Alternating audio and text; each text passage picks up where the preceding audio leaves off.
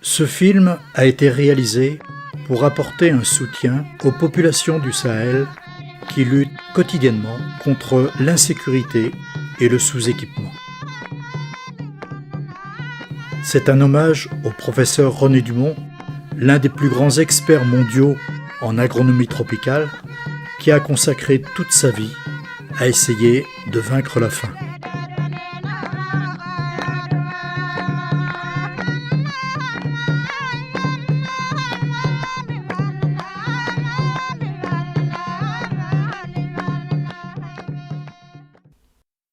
« 20 ans après la mort de René Dumont, c'est aujourd'hui l'occasion de rendre hommage à cet homme sincère et honnête, un agronome passionné qui s'est battu toute sa vie pour essayer de vaincre la faim en Afrique, en Asie et en Amérique du Sud.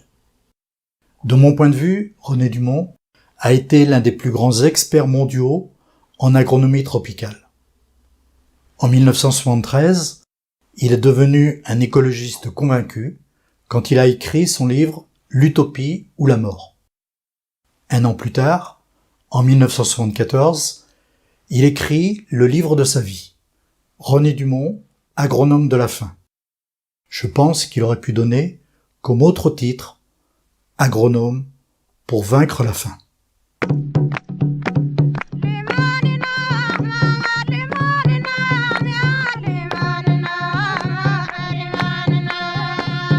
On se heurte à un certain nombre de problèmes, on rencontre les vrais problèmes du sous-développement.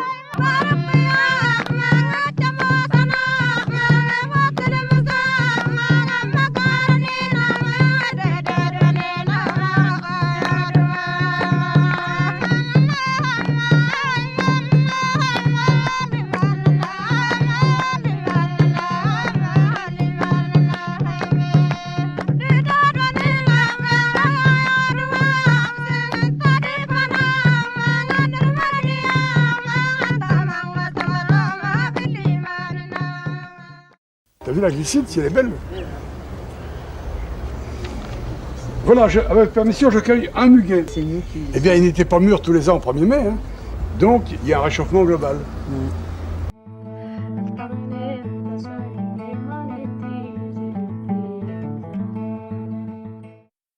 J'ai rencontré René Dumont pour la première fois en avril 1974. C'était pendant sa campagne électorale, pour les élections présidentielles. J'étais venu à Paris pour obtenir les dernières autorisations pour pouvoir traverser le Sahara en 2 chevaux camionnettes, afin de réaliser au Sahel un reportage sur la grande sécheresse qui sévissait déjà depuis 4 ans. En avril 1975, je lui ai présenté le prémontage du film. Et d'emblée, il a voulu faire le commentaire en direct. C'est à l'occasion de la 2e projection que René Dumont a inventé le nouveau mot « agroécologie ». C'était le 20 avril 1975. À la fin de ce documentaire, je vous dévoilerai dans quelles circonstances il a inventé ce nouveau concept, bien avant d'autres personnes qui revendiquent également cette démarche d'agroécologie. Et en 1922, je passe le concours d'entrée à l'Institut national agronomique et je suis reçu. Et donc j'entre en octobre dans cette maison et j'entre ici. Mon siège, j'avais toujours le même siège et là, juste derrière, au 3e rang. À l'âge de 10 ans, René Dumont a été traumatisé par la guerre. Le 2 août 1914, pendant ses vacances chez son oncle, dans les Ardennes, alors qu'il travaillait dans un champ, il entendit sonner le tocsin des cloches des églises des villages environnants. C'était l'annonce de la mobilisation générale pour la guerre 14-18. À l'adolescence, à la fin de la guerre, il est devenu un pacifiste convaincu. En 1922, à 18 ans, il entre à l'Institut national d'agronomie de Paris. Il va alors réaliser son rêve de devenir ingénieur agronome pour combattre la misère et la famine dans le monde. Je suis donc parti en Indochine.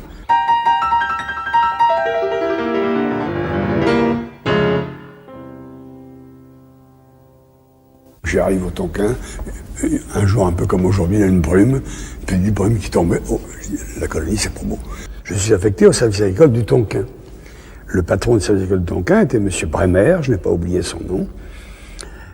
Et il me voit arriver, on cause, il me reçoit gentiment, Dumont, bonjour, tout ça, vous entrez chez nous, mais vous savez, il y a un problème. On m'a dit de vous affecter à la culture du riz, mais comme depuis 30 ans on n'a rien fait sur le riz, ça m'embêterait que vous fassiez des travaux qui soulignent le fait que pendant 30 ans on n'a rien fait. Alors, vous viendrez ici, vous allez voir de temps en temps les petites stations comme ça, vous vous promènerez un petit peu. Et j'apprends que le salaire, pour les ouvriers, c'était au mois de mars, avril 1929, c'était 3 bols de riz par jour. Un bol le matin, un bol à midi, un bol le soir. C'est-à-dire de quoi manger très simplement, mais pas autre chose. Ah. J'ai compris. Septembre 31, j'ai dit je rentre, je ne peux plus rester. Vous êtes de quel pays, monsieur? Moi, du Vietnam. Oui. J'ai été travailler au Vietnam de 1929 à 1932. 32? 29-32, j'étais agronome à Hanoï. Ah non? Et j'ai fait un livre qui s'appelle La culture du riz dans le delta du Tonkin. Mon premier livre, La culture du riz au delta du Tonkin, a été une réhabilitation des techniques traditionnelles de culture du riz au Tonkin. Tout. Lors de sa mission au Tonkin, en Indochine, en 1922, à l'époque c'était un territoire colonial. René Dumont constate qu'une partie de la population indochinoise est exploitée, qu'elle ne mange pas à sa faim, et que le nombre d'habitants est très important par rapport aux ressources du pays. Durant ses premières vacances, en 1922, comme un grand voyageur, René Dumont profite de la proximité de la Chine pour y faire un voyage d'études dans les campagnes chinoises.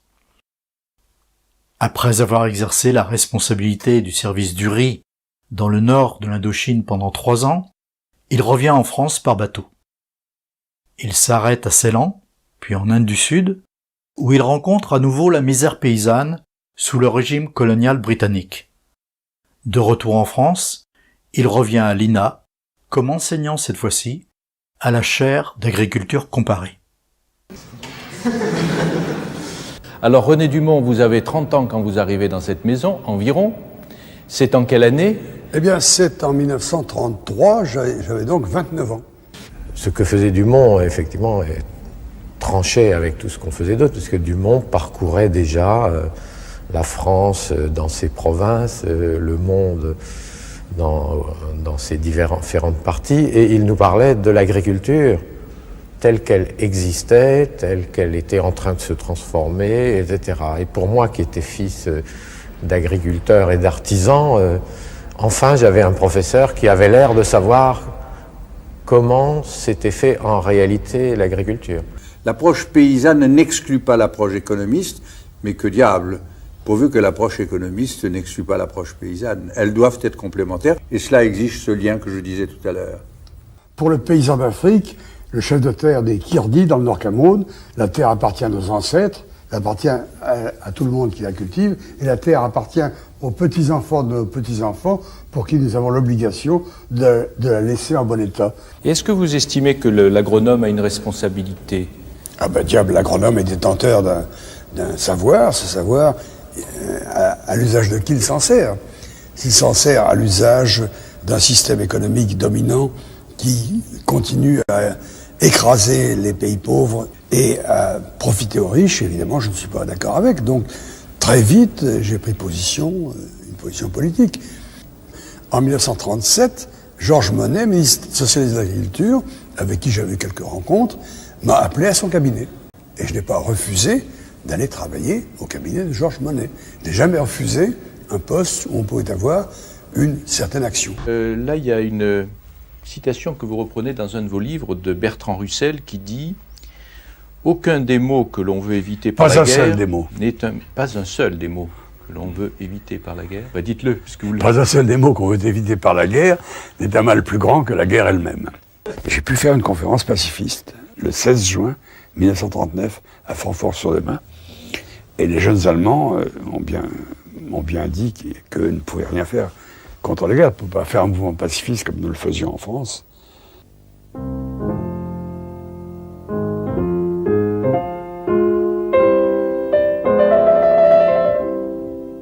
Et alors est arrivé Jean Monnet en décembre 1945 à Paris, et Jean Monnet m'a invité à venir lui parler. Et j'ai travaillé au plan Monnet de 46 à 52, 53. Enfin, on a fait la modernisation de l'agriculture française. Et il fallait augmenter la production en France de lait de viande, on avait faim. À partir de 1950, le tracteur est arrivé, on a supprimé les bêtes de trait. Moi, j'avais conseillé des cultures de légumineuses, des mélanges graminées, légumineuses, la légumineuse fixe, l'azote de l'air. Ben, on l'a remplacé par des graminées pures avec apport d'engrais azotés, apport de nitrate à dose excessive. Alors, on met trop de nitrate, on le met trop en couche, à chaque apport trop important, on ne fractionne pas suffisamment l'apport, ben, ça passe dans la nappe phréatique, et aujourd'hui, alors regardez les dégâts sur les rivières, les nappes phréatiques polluées, les rivières polluées, et la mer elle-même qui a reçu trop de phosphate, trop d'azote, et où se développent des algues, c'est quelque chose d'abominable. En 1953, c'est la dernière année, j'ai abandonné quand les tracteurs se sont mis à barrer les routes parce que la viande baissait. À ce moment-là, j'ai dit, voyons, on commence déjà à avoir trop en France, et on a tout le tiers-monde qui a faim. Et c'est cette année-là, quelques mois après, que j'ai passé mon enseignement. J'ai quitté l'enseignement sur la France pour passer à l'agro, à mon enseignement sur le tiers-monde. Vous êtes professeur d'agriculture comparée à cette époque et vous entreprenez toute une série de voyages autour du monde. Vous étudiez aussi le continent sud-américain. Vous allez à Cuba, au Mexique, au Venezuela, en Colombie, au Chili, au Brésil. Après Madagascar, le gouvernement français vous charge d'étudier plusieurs pays d'Afrique. J'ai été comme ça, successivement, au Sénégal, en Guinée, au Cameroun, au Tchad. Bon, j'ai fait mon travail, j'ai décidé d'écrire l'Afrique noire est mal partie. J'ai fait encore 2 études, une au Sénégal, une au Cameroun. Il m'a été dit qu'il avait envoyé au ministre de l'Agriculture une lettre lui demandant de prendre contre le professeur Dumont des sanctions qui n'est pas seulement un caractère symbolique. Et il m'a été dit aussi que le ministre de l'Agriculture avait égaré cette lettre. Je veux dire, vous m'avez foutu dans une colère incroyable. Je crois même me rappeler que vous êtes allé en Afrique et à Madagascar, plus ou moins avec ma bénédiction. Et qu'arrivé là-bas... Sûrement, l'agro. Arrivé là-bas, vous êtes livré à je ne sais quelle philippique contre les pratiques gouvernementales de l'époque, non seulement d'ailleurs à Madagascar, mais dans d'autres pays, et que même vous avez donné une conférence tout à fait agressive devant le Conseil d'État, le gouvernement, le président de la République, qui n'en revenait pas. L'ambassadeur de France... Au Cameroun, ça, je pense. Au Cameroun, c'est ça. L'ambassadeur de France envoie un télégramme affolé, etc., etc., etc. Bon, j'ai considéré, moi, personnellement, qu'en effet, René Dumont avait outrepassé les limites de la bienséance, mais qu'il avait parlé en conscience, avec la liberté qui est celle d'un universitaire qui doit livrer les analyses. Alors, j'ai toujours eu peur devant les excès oratoires de René Dumont, mais sur le fond des choses, je ne pouvais pas contredire les prémices, les fondements de son raisonnement. Alors, dans ces conditions, je ne sais pas si j'ai égaré la lettre ou si elle s'est égarée toute seule. Dans tous les cas, je n'ai pas eu à décider. Merci. Je n'ai pas oublié. En 1970, la grande sécheresse éclate au Sahel. Elle durera pendant 4 ans, jusqu'en 1974, et fera plusieurs dizaines de milliers de morts, d'Agadez à Dakar. Le monde entier est sous le choc, et René Dumont a voulu témoigner.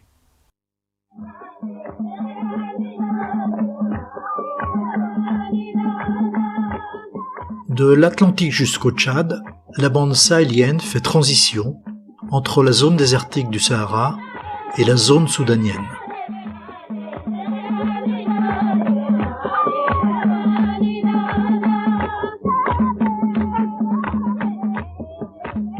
Agadez, situé à la limite sud du Sahara, est un très vieux centre caravanier. Grâce à son marché, c'est le point de jonction entre les Touaregs de race blanche, restés nomades pour la plupart, et les Aoussa de race noire, qui détiennent le petit commerce.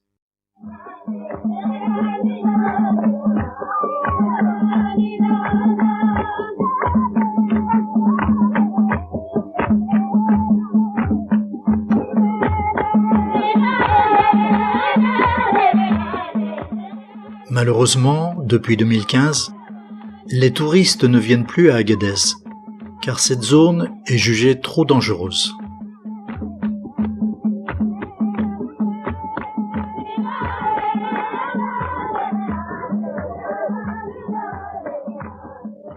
Enveloppés dans leurs vêtements teints à l'indigo, les Touaregs se protègent les yeux et les voies respiratoires avec un litam. C'est une sorte de turban qui couvre le visage, afin, disent-ils, de ne pas avaler les forces du démon.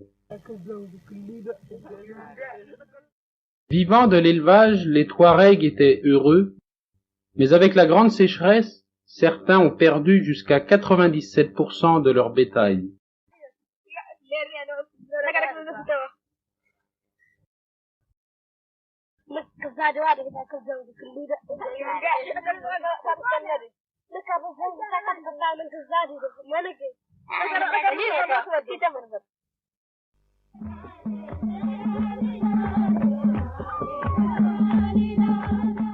Ayant presque tout perdu, beaucoup de Touaregs sont devenus des sédentaires dans ces camps de réfugiés. Ils sont venus chercher le taïmakou, cette aide alimentaire qui leur a permis de survivre.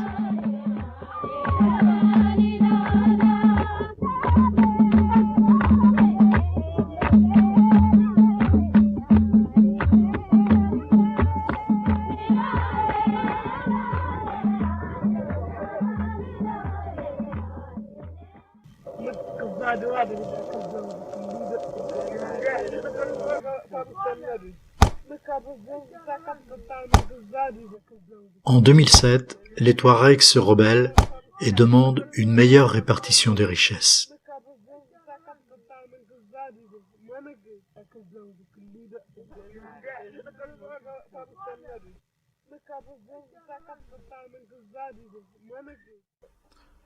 Lorsque j'ai présenté à René Dumont les images de ce film, il a souhaité les commenter en direct. Par le biais de ce film, René Dumont a été en 1975 l'un des grands défenseurs des expériences d'agroécologie au Sahel. L'équilibre naturel est très précaire. La pluviométrie moyenne varie entre 75 mm et 150 mm par an, ce qui est très faible. Alors on peut se demander, René Dumont, si la vie est encore possible dans cette région. Le désert d'aujourd'hui n'a pas toujours été un désert. Il y a 100 000 ans, à la fin du Quaternaire, il y avait une forêt, mais les chasseurs ayant mis le feu ont commencé par diminuer les capacités de rétention en eau du sol, puis sont venus les agriculteurs qui ont cultivé le Sahara il y a environ 8 ou 9 000 ans, mais peu à peu, cette culture a provoqué une érosion de la surface du sol. Pour lutter contre la désertification, l'avancée du désert vers le sud, on est en train d'aménager des barrages arrêtant l'eau qui tombe à chaque pluie pour alimenter les racines des arbres que nous voyons reprendre la première pluie. On a demandé actuellement à tous les Touaregs de participer à ces travaux.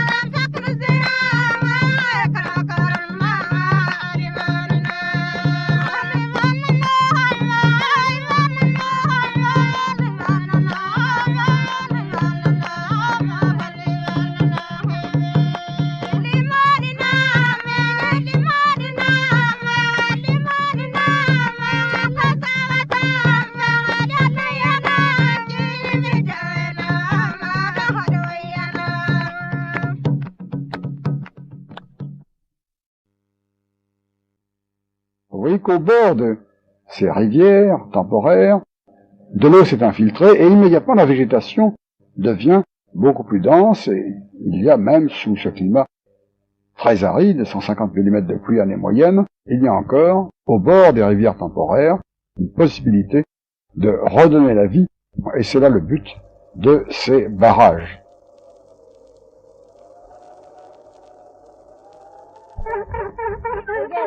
Malgré les dures conditions climatiques, et même sédentarisé dans un oasis, le Touareg reste attaché aux valeurs de liberté et d'indépendance qui caractérisent ce peuple.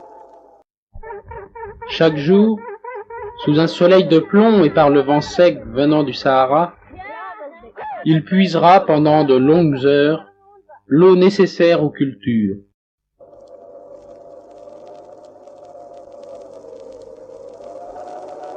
En 1973, il n'est tombé que 75 mm d'eau. Pour entretenir son bœuf, indispensable à l'irrigation, le paysan a été obligé de vendre la moitié de sa récolte.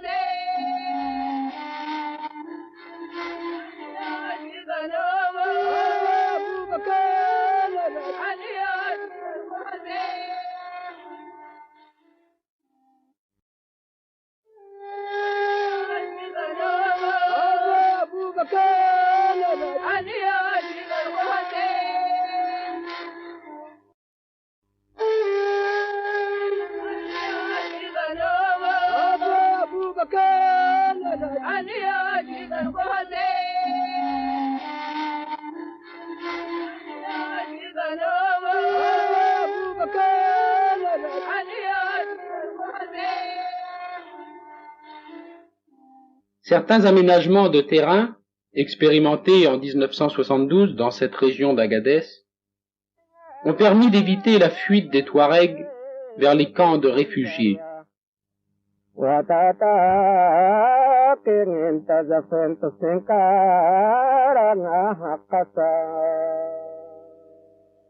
Étonnés par les résultats obtenus, les Touaregs s'engagèrent alors dans la construction d'une digue d'épandage, afin de dévier l'eau des pluies qui s'engouffraient dans les canyons, sans utilité aucune pour la végétation.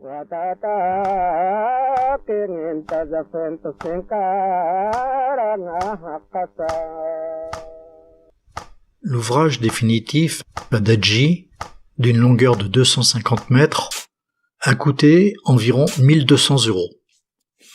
31 personnes y ont travaillé pendant 2 mois et demi, chacune d'entre elles recevant une allocation journalière correspondant au SMIC nigérien.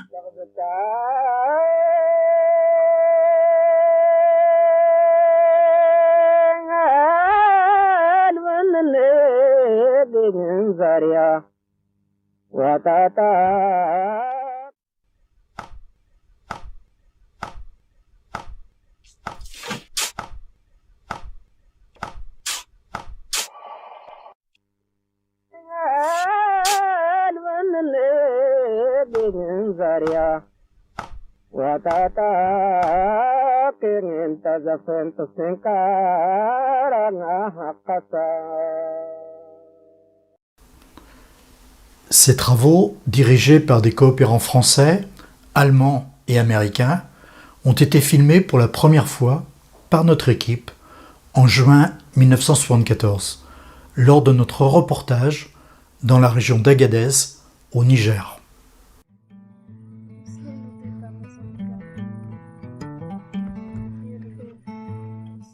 La phase expérimentale est maintenant terminée et les responsables envisagent de généraliser ce type d'action. Il est vrai que les résultats sont extrêmement positifs. D'une part, l'avancée du désert est ralentie, et d'autre part, l'homme s'aperçoit qu'il doit respecter la nature pour sauvegarder la vie dans cette zone subdésertique.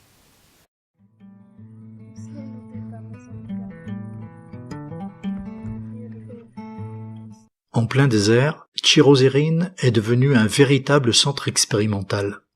René Dumont, pouvez-vous nous expliquer ce surprenant processus de reboisement?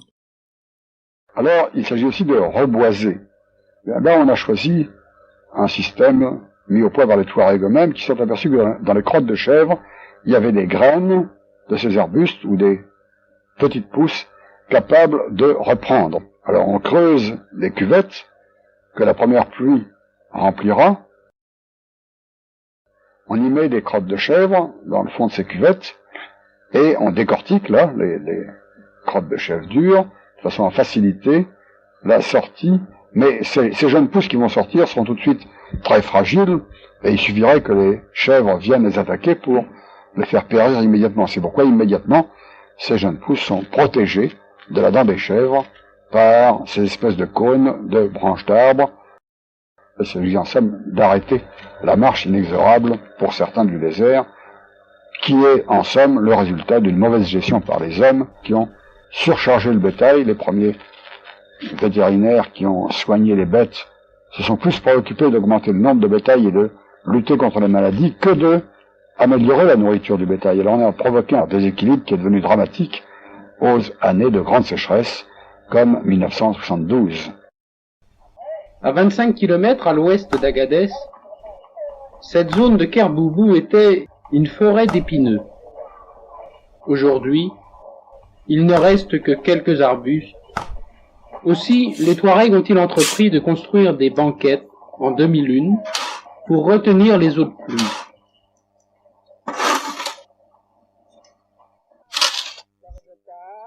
Ces travaux effectués par 55 degrés au soleil montrent la volonté des Touaregs de survivre aux périodes de grande sécheresse.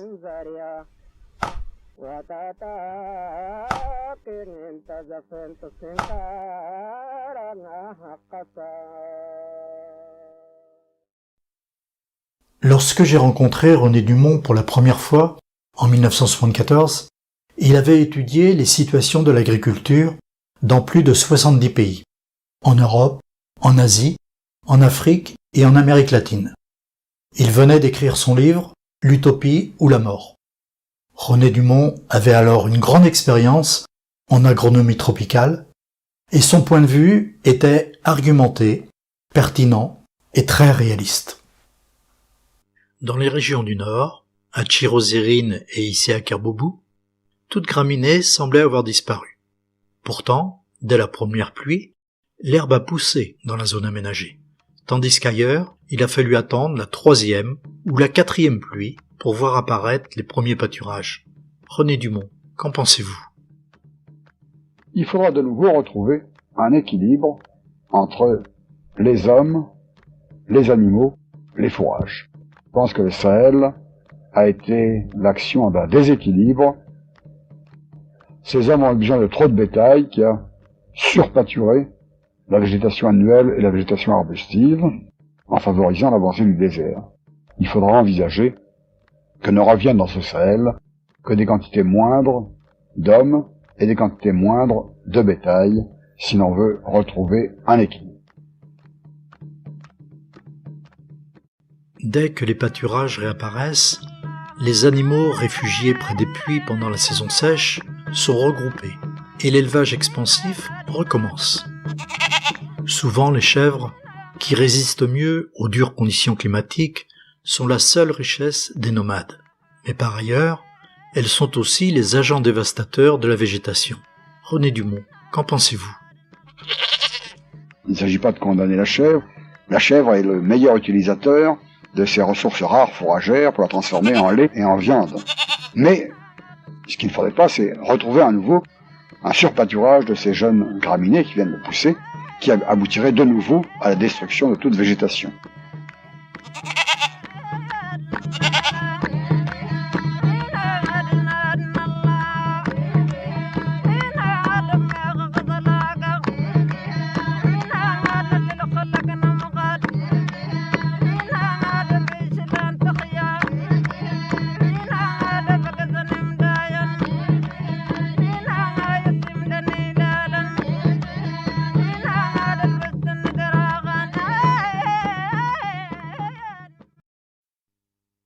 Voici les bovins.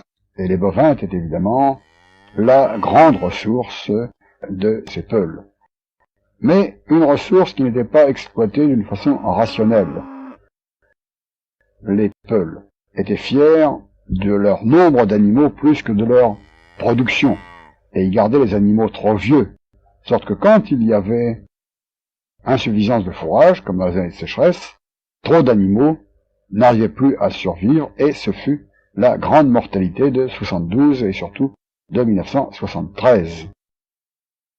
Pour éviter que ce déséquilibre commence, que cette mortalité reprenne, il faut envisager de transformer le Sahel, le pays de la limite du désert, en pays naisseur d'animaux et non plus en pays qui entretiennent constamment les animaux. C'est une bonne idée, René Dumont. Mais compte tenu des faibles moyens dont disposent les pays du Sahel, ce jeune berger doit bien se demander comment on peut véritablement concrétiser votre proposition. On y aurait un noyau de génisses et de jeunes vaches, qu'on ne garderait pas trop âgés, et les jeunes animaux maigres seraient retirés du pays, conduits vers le sud, et vers le sud où il n'y a plus de pâturage, on s'occuperait de les engraisser, alors que jusqu'à présent, on les garde dans le pays, et il faut attendre 7 à 8 ans pour qu'ils soient vendables. René Dumont a toujours expliqué qu'il faut maîtriser l'eau, mais que les grands barrages ne sont pas toujours la seule solution pour les aménagements hydrauliques. Au Sahel, les pluies ne tombent que pendant 3 mois ou 4 mois dans l'année, et à cause de leur violence excessive, l'eau n'a pas le temps de s'infiltrer dans le sol, et cela génère une érosion vraiment dramatique.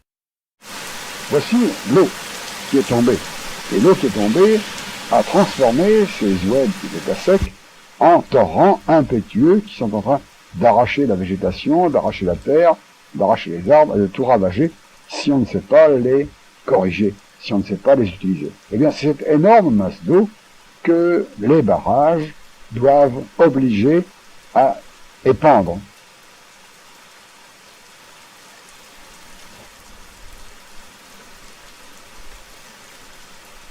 On réalise des systèmes d'épandage de crues latéralement, à droite, à gauche, de façon à ce que l'eau recouvre le maximum de surface, que l'eau s'infiltre dans le sous-sol. Il faut retenir l'eau sur place, et quand on en dispose de quantités importantes, on fait des aménagements plus importants comme ici, entre les deux murs de béton, prend naissance un canal d'irrigation, un véritable ouvrage, qui va alimenter des rizières. Mais il ne faut pas oublier que ces travaux d'irrigation sont extrêmement coûteux. Il était plus important d'améliorer l'épandage de crues et d'améliorer les cultures faites sous régime pluvial que de consacrer toutes les ressources du pays à ces travaux hydrauliques dont sont très fiers, d'une part, le Fonds européen de développement qu'il finance et d'autre part, la grande société d'entreprise de dragage qui fait des gros bénéfices sur la construction de tels ouvrages. Vous avez raison, René Dumont. La manière dont est réalisé cet ouvrage est bien discutable, car dans ce cas, les Africains ne se sentent pas du tout mobilisés au développement de leur pays. Ce type de grands travaux, sans doute indispensables, mais réalisés avec des moyens mécaniques importants, ne représente pas la seule solution à tous les problèmes d'aménagement hydraulique.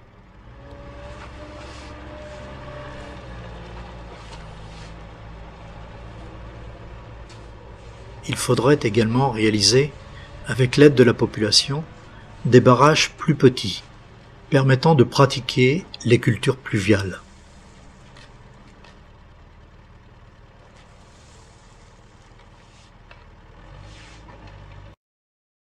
bien évidemment, il faut maîtriser l'eau, qui creuse les oueds temporaires car elle est sans aucune utilité pour l'agriculture.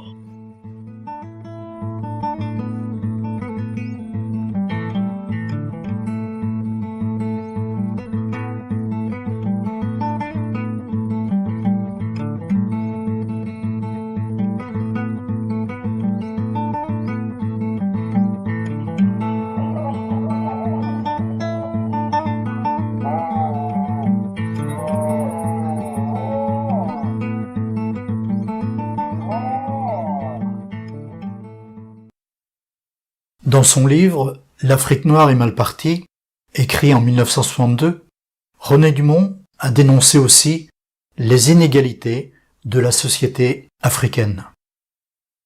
Pendant la période de grande famine, pendant la période de grande sécheresse, quand les bovins mouraient dans le nord en proportion importante, une proportion de ces bovins ont reflué vers le sud, et comme ils n'avaient rien à leur donner à manger, leurs propriétaires, les Haoussa, les Touaregs, ont cherché à s'en débarrasser à un certain moment donné. Ils ont été obligés de les vendre à vil prix.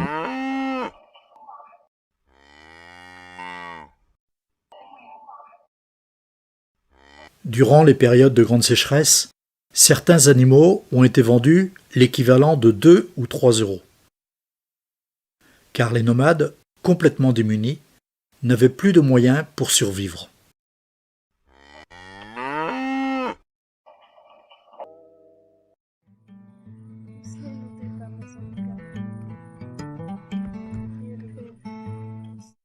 René Dumont a regretté que l'école ne soit pas assez orientée vers la formation agricole, car celle-ci est vraiment indispensable partout dans les pays africains. L'alphabétisation apparaît évidemment comme le meilleur remède pour lutter contre la corruption.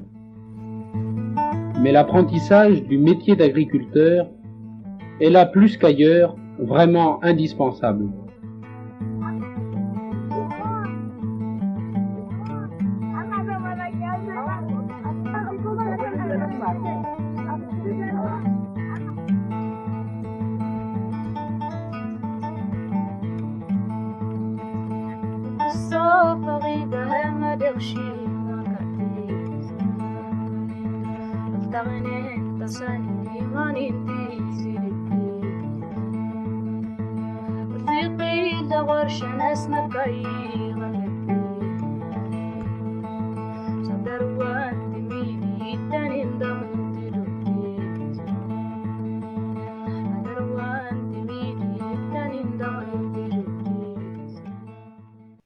Quittons la zone sahélienne pour nous rendre au Burkina Faso, dans la bande soudano-sahélienne. Plus riche et plus arrosée, cette région vit presque uniquement de l'agriculture.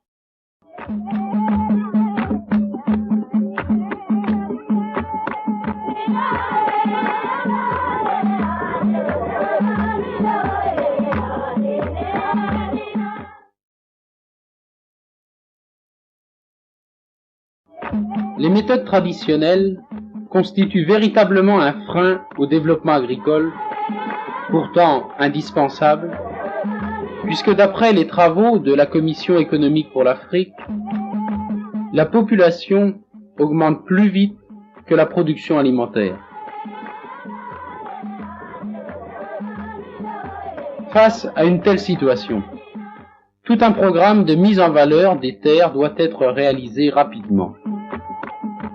Bien des sols et des bas-fonds pourraient être mieux cultivés, mais dans la brousse la plus reculée, chacun a compris que les fonctionnaires gagnent beaucoup plus que le paysan. Face à cette situation, les responsables africains essaient de mobiliser les jeunes pour le développement rural du pays. Première étape indispensable pour un décollage économique.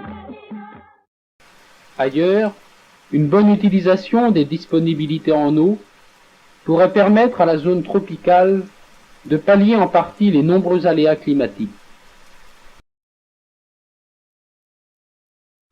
Le potentiel d'irrigation des fleuves dans cette zone du Sahel de l'ordre d'1 million d'hectares, pourrait laisser penser que la construction de grands barrages résoudrait beaucoup de problèmes. En fait, la réalité du sous-développement empêche de généraliser des travaux beaucoup trop coûteux pour l'Afrique, tels ces immenses aménagements dans la vallée du Kou, en Haute-Volta.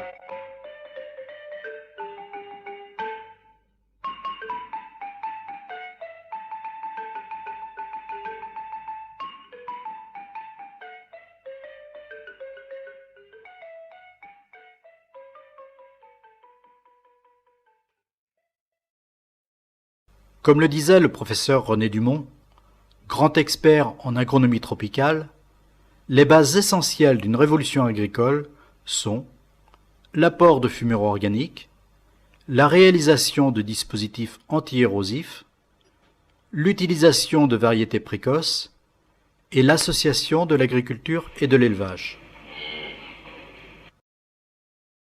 En appliquant ces 4 principes de base, de nouvelles possibilités économiques s'offrent aux paysans dans les villages.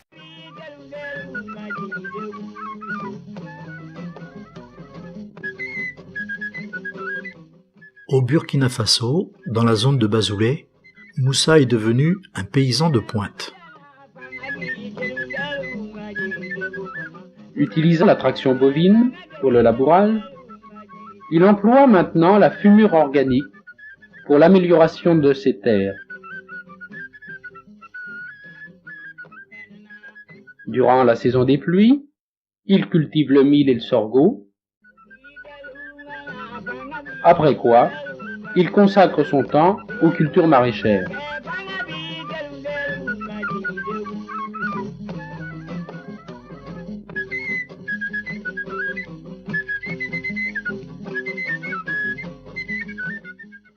Le maraîchage, en exigeant des techniques et des moyens, contribue utilement à accélérer la mise en valeur des terres, jusqu'ici freinées par les dures conditions climatiques. Certaines terres sont rééquilibrées par labourage et par apport de fumure organique, mais l'acquisition d'une paire de bœufs reste impossible pour bon nombre de paysans.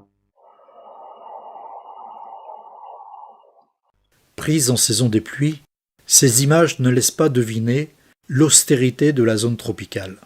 Sans pluie pendant 8 mois est caractérisée par une perte par évaporation de 80 à 90% de son humidité.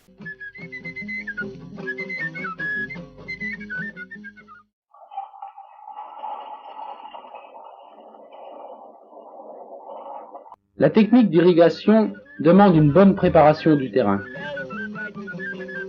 Il demande aussi en particulier un bon nivellement. Partout en Afrique, les enfants accomplissent une part importante des travaux agricoles, car l'archaïsme des méthodes exige en compensation un maximum de bras. L'école rurale devrait former surtout des paysans. C'est, je crois, René Dumont, ce que vous affirmez depuis longtemps.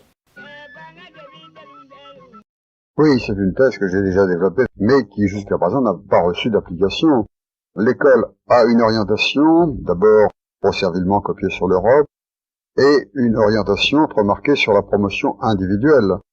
Grâce à l'école, le fils de paysan espère ne plus être paysan. Donc l'école n'est pas jusqu'à présent destinée à former des paysans, mais j'allais plutôt dire à former des non-paysans. Pourquoi? Parce qu'il y a entre le niveau de vie du fonctionnaire, des gens des villes d'une part, et des paysans de l'autre, un écart excessif, et que, en restant paysan, le jeune fils de paysan sait qu'il n'a aucun espoir de promotion sociale très nette. En cultivant mieux, il améliorera son sort de 10, 15 ou 20%. En passant fonctionnaire, il va multiplier son niveau de vie par 15 ou par 20. Il n'y a donc aucune commune mesure entre les deux. Alors il faudrait que on commence par réduire l'écart de niveau de vie entre la ville et la campagne pour rendre la ville moins attrayante. Tant qu'on n'aura pas fait ça, aucune réforme de l'enseignement n'aboutira à un résultat efficace.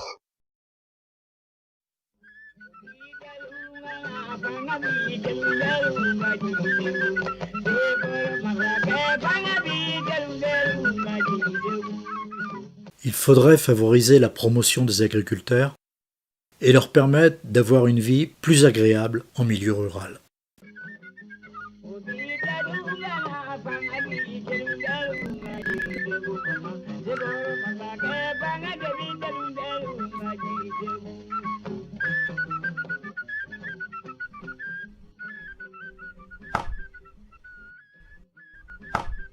La politique du creusement de puits devrait s'intensifier afin de pouvoir pratiquer l'irrigation, technique indispensable pour les cultures maraîchères.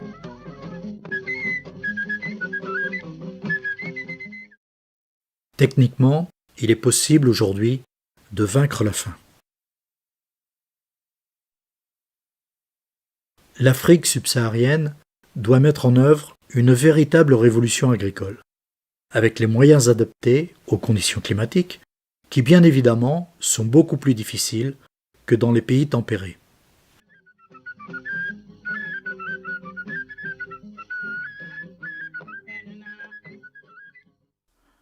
Pendant ce temps, en France, en avril 1974, les candidats à l'élection présidentielle se préparent. Les mouvements écologistes cherchent un représentant pour expliquer leurs idées. Et qu'est-ce que tu penses de René Dumont? Mais j'ai dit, ce serait très bien, seulement il n'est jamais là. Mais justement, il revient d'Alger demain après-midi. Et je dis, ce serait très bien dans la mesure où il n'est plus seulement agronome, il est aussi devenu écologiste en publiant l'année précédente L'Utopie ou la mort. Il a viré sa cutie. Chef d'état-major. Chef d'état-major. Voilà, c'est comme ça que vous le désignez, René Dumont? Ah bah oui. J'avais un conseiller culturel, Jean Carlier, un chef d'état-major, puis beaucoup d'autres, naturellement. Je me souviens, lorsque j'avais accueilli René Dumont, qui est arrivé d'Algérie, je pense, oui, ou d'Afrique du Nord, avec sa djellaba. Et je lui ai posé la question, alors nous étions quelques-uns. Krasovski. Oui, Krasovski. La il y deux avait chevaux. quelques personnes. La deux en deux chevaux. En deux chevaux. Et René, il avait publié L'Utopie ou la mort. Je lui pose la question, je ne sais pas comment je t'appelle d'ailleurs. Oh, ben, est-ce que vous accepteriez d'être notre candidat? Je pense que tu vas tutoyer quand même. Bon, alors je ne me souviens plus, avec les années qui passent. Et tu as demandé un jour de réflexion, seulement 24 heures de réflexion. Alors, on vous choisit à cause de vos travaux? Probablement, c'était toute une équipe de jeunes, ces écologistes, en grande majorité. Et probablement qu'ils avaient besoin d'avoir un sens de respectabilité. Pour ça, il fallait un ancien. Un gars qui regardait mon professeur. Ah, il dit René Dumont. Ah, tenez, j'ai lu hier dans le Figaro, René Dumont a une chevelure médiatique. Voilà les compliments que je recueille dans le Figaro. Alors René Dumont, en 1974, des journalistes ont écrit que vous faisiez le zouave au pont de l'Alma. On savait que le propriétaire des bateaux-mouches du pont de l'Alma luttait contre la construction d'une route sur berge, sur la rive gauche, et par conséquent avait comme alliés les écologistes. Alors à ce moment-là, nous sommes allés le trouver et il nous a offert un bateau de réforme. Il a dit un bateau qui ne sert à rien, je vous l'offre pour la durée de la campagne électorale. Alors nous sommes installés là, c'était très commode, on y accédait pas en vélo, tous les gens qui venaient nous voir, beaucoup venaient en vélo. Bon, nous avions une baronne Balt qui était notre téléphoniste, nous avions tous les jeunes des lycées privés là derrière, tout Passy et Auteuil, là, tous les gosses de riches venaient nous aider. Alors, vous avez des soutiens de pas mal de personnalités. J'ai relevé Théodore Monod. Ah mais oui, Théodore Monod, lui, alors c'est un vieil ami. Mais attention, les deux gros cotiseurs qui nous ont trouvé la plus grande somme d'argent, c'est Jacques Bunicourt de l'ENDA de Dakar, le tiers-mondiste. Nous sommes téléphonés, nous sommes écrits, et puis j'ai fait tout ce que j'ai pu pour lui apporter quelques moyens. La seconde plus importante contribution financière de notre campagne présidentielle était signée Pierre Cotte. Alors Jean-Pierre Cotte, vous étiez au courant de ce financement de la campagne de René Dumont par votre père? Ah, je n'ai pas à connaître les financements occultes de René Dumont. Ça ne m'étonne pas. Ton programme, bon, la profession de foi des écolos, c'est beau. Hein. Ah, c'est il y a un livre là-dessus. Hein. Oui, alors qu'est-ce qu'on dit dans leur profession de foi? Alors, leur profession de foi, c'est pour une autre civilisation. René Dumont, candidat du mouvement écologiste. Alors ils disent, mais c'est bien quand même parce que maintenant les gens rient plus quand on dit ça. Quelle terre laisserons-nous à nos enfants? Quand même maintenant tout le monde le dit, cette histoire-là.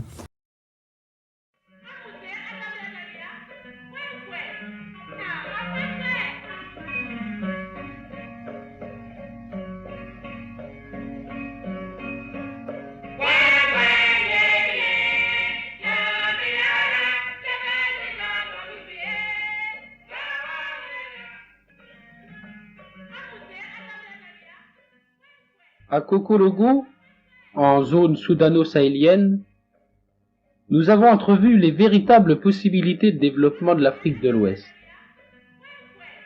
À côté des calebassiers, des manguiers, poussent ces figuiers méditerranéens et même leurs raisins immuris.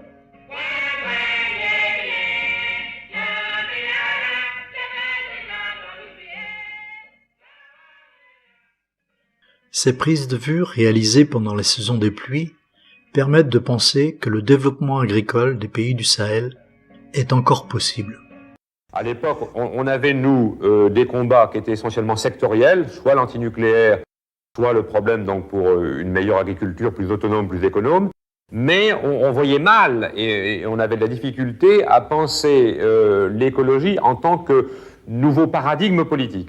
Alors grâce à sa candidature, je pense que Dumont, qui avait une vision plus générale, non seulement planétaire des choses, mais en plus aussi dans de nombreux secteurs, a aidé donc à élargir à la fois au niveau géographique de toute la planète et au niveau du spectre d'intérêt des écolos. En nous disant, finalement, dans l'écologie politique, il n'y a pas que la défense de l'environnement, il n'y a pas que l'agriculture, il n'y a pas que le nucléaire, il y a aussi le social, il y a les exclus, il y a la dimension nord-sud, donc évidemment, puisqu'il est tiers-mondiste aussi, donc il y a la dimension économique, et tout ça a été assez ressenti, je crois, localement par les jeunes militants qu'on était. Le dérèglement climatique et l'avancée du désert vers le sud font que périodiquement, ces populations du nord du Sahel ont besoin d'une aide alimentaire d'urgence. Quand j'étais venu vous voir avant 81, j'étais venu voir davantage l'écologiste que l'homme du tiers-monde, si je me souviens. Je pense, exactement. Et en 81, en revanche, j'ai été nommé ministre de nouveau pour des raisons qui tiennent à ces nominations et qui font que je me suis retrouvé dans un secteur que je ne connaissais pas, que j'avais tout à apprendre, et donc j'ai pris conseil de René Dumont. Le discours que nous tenions alors, et au-delà du discours, un certain nombre de gestes et de décisions répondaient à ce que toute une jeune génération d'Africains attendait, qui commençait à demander que ça change. Actuellement, il y a un écart entre les pays riches et les pays pauvres qui ne cesse pas d'augmenter. Cet écart atteint un niveau politiquement intolérable. On a cru en 1960 qu'on allait réduire cet écart en augmentant le niveau de vie des pauvres. On sait maintenant qu'à part quelques exceptions en Asie, c'est plus possible. Il n'y a pas les ressources. Les Burkinabés sont courageux et travailleurs. Mais partout dans les pays du Sahel, les moyens techniques et financiers manquent véritablement.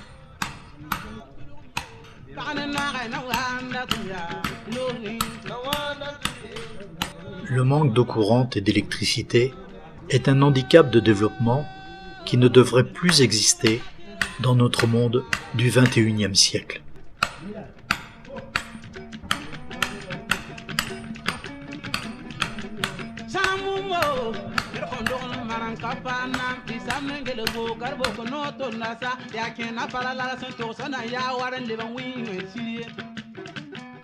Ce courageux forgeron burkinabé mettra 2 heures pour réaliser manuellement cette pièce de charrue avec comme seuls outils un burin et un marteau.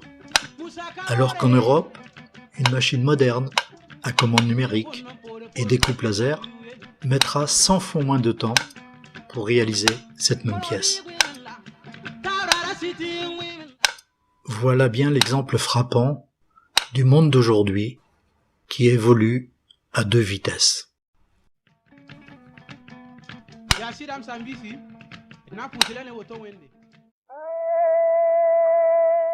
De l'avis de tous, les choses évoluent lentement en Afrique. Depuis 1960, l'Afrique a été le continent qui a le moins bénéficié de la croissance de l'économie mondiale. Mais il n'est peut-être pas vain d'espérer qu'un jour, ces peuples se prendront véritablement en main. En 2020, il faut prendre conscience qu'il ne sert à rien d'aller sur la Lune ou sur Mars si on ne sait pas vaincre la misère sur la Terre.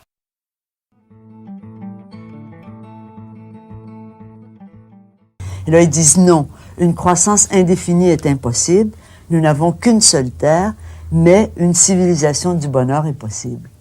Autrement que par une croissance effrénée. Ils disent, mais n'attendez pas que les choses se changent toutes seules. Vous seuls avez le pouvoir de les changer. J'obéis à ma conscience. Il m'a dit, monsieur le professeur, comme vous avez raison. C'est un humaniste, c'est un homme intelligent, et c'est un homme qui a toujours donné l'essentiel de sa personne pour défendre ceux qui ont besoin d'être défendus, pour défendre ceux qui sont en péril. Je sais bien qu'un homme comme ça ne sera jamais favorable à la guerre. Depuis le début de la première décennie de développement, c'est-à-dire depuis 1960, le quart de la population africaine n'a tiré aucun profit de la croissance de l'économie mondiale. Chaque année davantage, le fossé se creuse entre le développement des pays industrialisés et les besoins réels des nations sous-développées. René Dumont a été l'un des plus grands experts mondiaux en agronomie tropicale. Durant toute sa vie, sa préoccupation a été de vouloir vaincre la faim. Il exprimait son point de vue de manière franche, sans concession quelquefois, mais il le faisait toujours dans le désir d'aider le gouvernement, car il voulait le meilleur développement possible pour les populations en espoir de développement. Cette franchise dans la manière de faire, comment je dirais ça, la critique d'une cause que l'on aime, parce que René Dumont, c'est quelqu'un qui veut le développement, hein? Il veut pas le mal développement, comme il dit, hein, ou le développement anarchique. Il veut le développement, hein? Il veut que ça réussisse. Alors, cette manière, c'est ça qui est cette franchise-là. Dire des choses déplaisantes, mais nécessaires, hein? Comme nous l'avons dit, c'est René Dumont qui a inventé le mot agroécologie en avril 1975, lorsqu'il commenta en direct les images du film Paysans et nomades du Sahel. Je vais vous raconter les circonstances exactes. René Dumont nous invita chez lui le dimanche 20 avril 1975. Je lui ai présenté les images du film sur le Sahel que j'avais tourné 8 mois plus tôt. Lors d'une première projection, j'ai bien évidemment fait le commentaire pour lui expliquer le contexte. Il m'a dit « Votre film est intéressant ». René Dumont avait alors 71 ans. Nous avons branché les 2 magnétophones et lors de la deuxième projection, il a commenté en direct les images du film. À la fin de la projection, il m'a dit « Michel Gadpaille, vous êtes le premier reporter documentariste sur l'agroécologie. Et moi, je viens d'inventer un nouveau mot, agroécologie. » En mai 1976, le film Paysans et nomades du Sahel a été projeté à Paris dans une salle archi-comble, en présence de René Dumont. C'est plus tard, en 1983, que le chercheur américain Miguel Altieri a repris ce terme agroécologie dans un ouvrage scientifique pour lequel il a d'ailleurs demandé à René Dumont d'écrire la préface du livre. En mars 2020, j'ai complété et réactualisé le film en lui donnant un nouveau titre. En Afrique, les peuples oubliés du Sahel.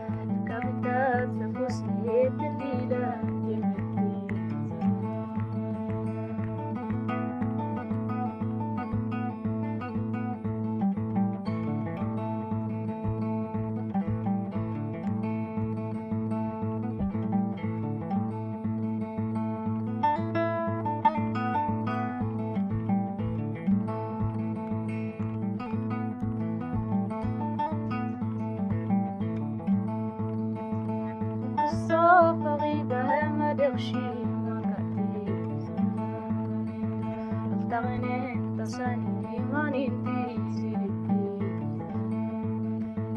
رفيقي لغرش انا اسمك اي غلبي صدر وانت ميدي تاني انضمت لوكي صدر وانت ميدي تاني انضمت لوكي وطار دغورة الرقراب الرقراب غني تقشي زغطي كاشي زباتين تفصو شيلتي شورين تلفي تلقمنا في ولنا ركبت صفوس نيت الليلة انت غدي رواقي قلمني طغشت